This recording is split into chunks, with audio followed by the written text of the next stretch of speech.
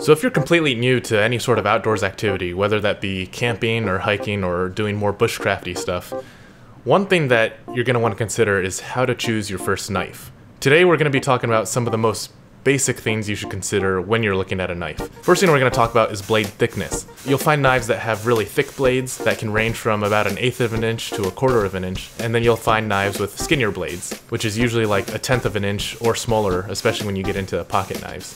Now with a thick blade, what you'll get is basically durability and a lot of functionality. So basically you'll have a blade that will let you chop things apart, split wood really easily, and in the case of a knife that has like maybe a 1/4 inch blade, you can pry things open.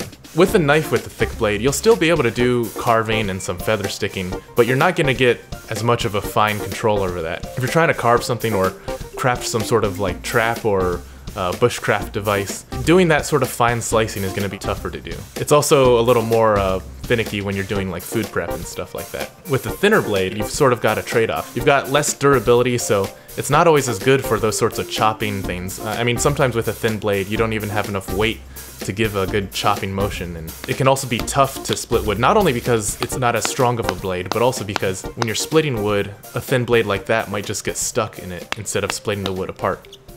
But on the other hand, you'll have a knife that can do a lot of good, fine carving work. Now another thing to consider is that a thinner blade will also mean a lighter knife. So if you're more someone who wants to go camping or hiking, that might be more suited for you. Whereas if you're trying to do more heavy bushcraft stuff, you might prefer a bigger knife. Going along with that is the length and profile of the blade. A lot of survival knives can be 5 inches or even longer. This buck knife that Bryan uses is about 6 inches long, and there's actually a reason for that. It's not just that it looks cooler, but also that if you have a longer blade, you'll have an easier time batoning, because when you're chopping it through wood, some of the blade will be sticking out of the wood so that you can actually hit it with a baton. However, again, with a longer blade, it can be sort of unwieldy when you're trying to do some of the finer carving. So a lot of times you'll find bushcraft knives that are only maybe 4 or 3 3/4 inch long, and that's perfectly valid. As for blade profile, sometimes you'll have knives that have sort of a wider point versus ones that have a thinner point. This sort of more narrow point can actually be useful when you're trying to carve out little divots, for example, to make like a pot hang or to make a board for when you're doing friction fires.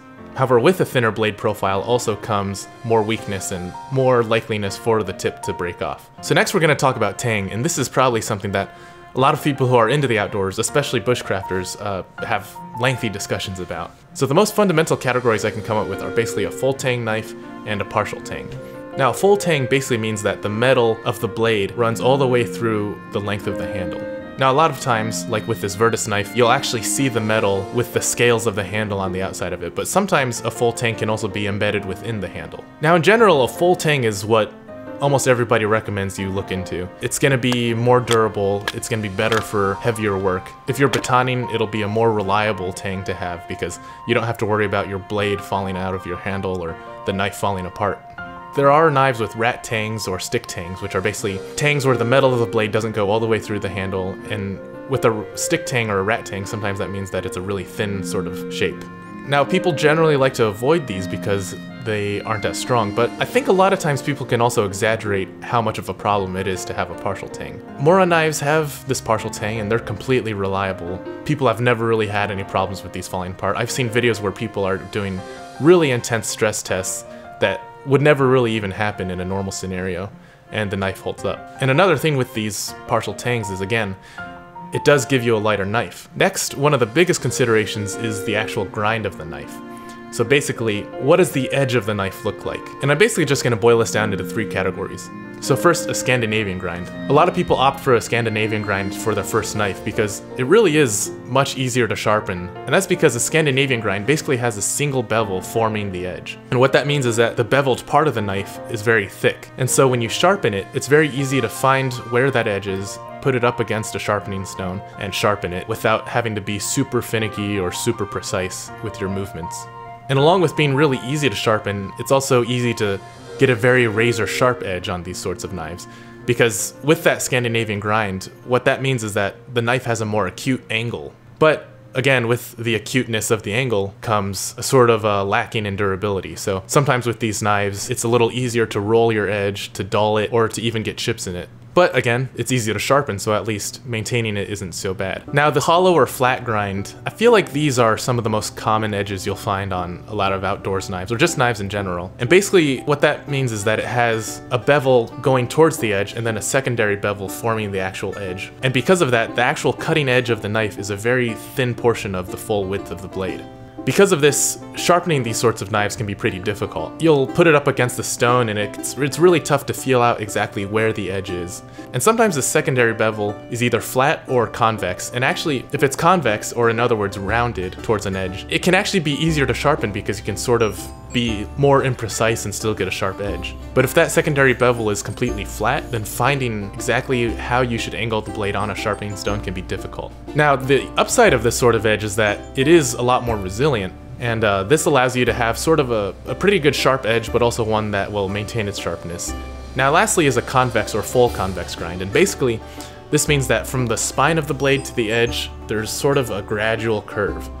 And this curve can usually sometimes occur like halfway or a third of the way down the blade, but this is also the sort of edge you'll find on axes, so it sort of applies to these tools as well. Basically what a convex edge gives you is a really strong, durable edge. It's really hard to bust up that edge, and this sort of convex grind is great for like splitting wood. It's great for heavier duty work. The downside is that it can be a little harder to get like a very razor sharp edge, which, you know, it is an important thing to have when you're doing some more fine detailed carving and when you're trying to create feather sticks.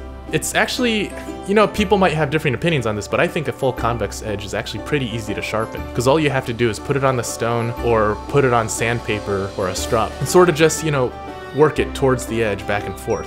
Unfortunately, I don't have my condor on me, I can't find it, but as you can see from this footage with an axe, it's sort of the same idea. You're rocking the blade back and forth, just working into that convex edge, and it's really not too hard to sharpen. You don't have to be super precise. Now up next is the steel, and I'm not really gonna get into any of the details of like what types of steel are better than what. If you're really looking for the most fundamental thing for your first knife, the two categories to consider are stainless steel versus carbon steel. And a lot of what you're gonna go with in terms of steel is gonna really boil down to how are you using your knife and where are you using it. If you're generally camping in muggier, sort of swampy areas with lots of water, a stainless steel knife is going to be great to have because it's not going to rust or oxidize just sitting out there. And if you drop it in the water, you don't have to worry about drying it off really quick to get any rust off. Now some people also say stainless steel holds its edge better, although this is kind of disputed. But I will say, compared to carbon steel, it usually is a little softer. But it is harder to sharpen. A lot of people prefer carbon steel because it's easier to sharpen, but it can also be a harder steel. Now, having a softer steel isn't something to laugh at though, because a softer steel means a more flexible blade, so you'll have a blade that is less likely to snap or be brittle. But again, a stainless steel blade, it's good if you're wanting less maintenance in your knife. You know, you don't have to always be sharpening it, you don't have to oil it up necessarily. So, why do so many people prefer carbon steel? Well, again, it's easier to sharpen and you get a harder steel from it. And while this does require more maintenance, it is really nice to be able to sharpen it easily because, I mean, sometimes you're doing tasks out there like batoning or like processing firewood or building things, and it's nice to be able to hone your edge just on the go, you know, with a piece of leather, with a leather belt. There's also the idea that carbon steel throws a better spark. And I don't think this is actually true. If you're using a ferro rod, what really matters is having a square edge on your knife, whether that's your blade or the spine of your blade. And it also matters that your knife steel is harder than the ferro rod, which it almost always is. Because what's creating the sparks is your knife scraping little bits of the rod off. People probably have this conception because carbon steel can be harder than stainless steel, so that is still probably something to consider on some level. And finally, a lot of times carbon steel knives will be laminated, and all that really means is that you'll have a harder steel on the inside surrounded by a softer steel. And finally, one of the biggest considerations is going to be price point for your first knife. And I will say that price, it does tend to make a difference. If you're paying in the 30, 40, 50 range, you can get a knife that has a full tang, something that's sturdy and good for heavier duty work. But you can find really great reliable knives like Mora knives, anywhere from like the $8 to $15 range. And yes, they're super cheap, but they're also really reliable. Now, I will also say that getting knives that are in sort of the $100 range, that still is an improvement on quality. A lot of times with these knives, these are like handmade knives or knives that really can maintain an edge, keep their sharpness for a long time even after some really robust work. Knives that have good quality steel that won't break. So you are getting what you pay for up to a certain extent. Past about like the $200 range, I feel like you're basically paying for the artistic quality of a blade. Now for your first knife, it's generally a good idea to get more of a lower price knife. It takes a bit to learn how to use a knife, but also how to maintain a knife. If you're getting a cheaper knife, you can at least practice on it and learn to get good at it, and then you can buy a higher quality or pricier knife once you're actually good at doing that. All in all, a lot of this really comes down to what you think you're going to be using your knife for. Anyway, if you're just starting out with outdoors activities, I hope this video has been helpful for you. And if you found this video useful, go ahead and give it a like. But if you are someone who has been outdoors before and you already own knives, I would love to hear what sort of knife you have and why you like it in the comments. And if you are new to the channel, be sure to check out some of our full episodes where we go backpacking in the wilderness and take you on our adventures. Either way, thanks so much.